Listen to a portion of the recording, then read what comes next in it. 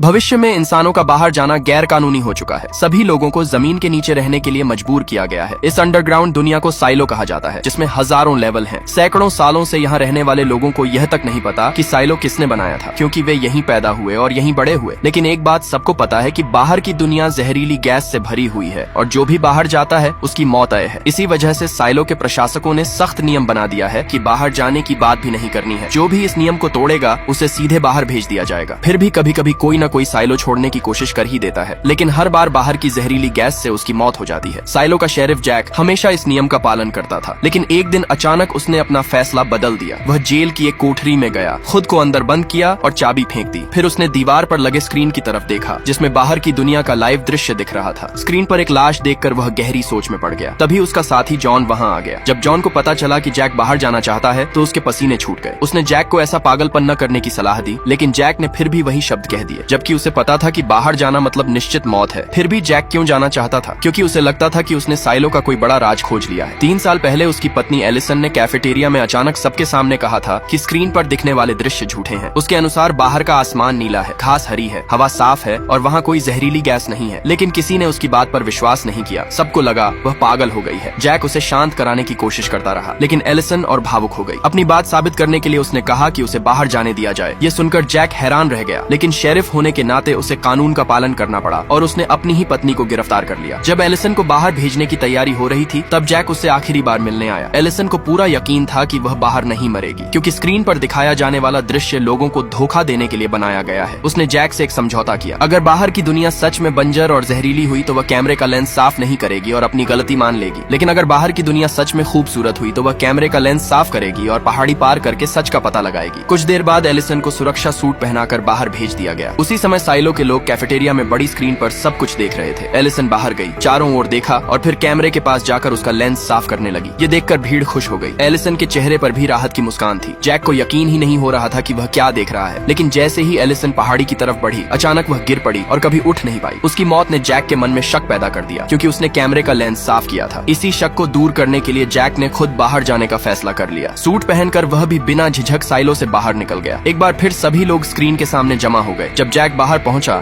तो वह जो देख रहा था उससे पूरी तरह हैरान रह गया। बाहर की दुनिया बिल्कुल वैसी ही थी जैसी उसकी पत्नी ने बताई थी। नीला आसमान, हरी घास और उड़ते हुए पक्षी।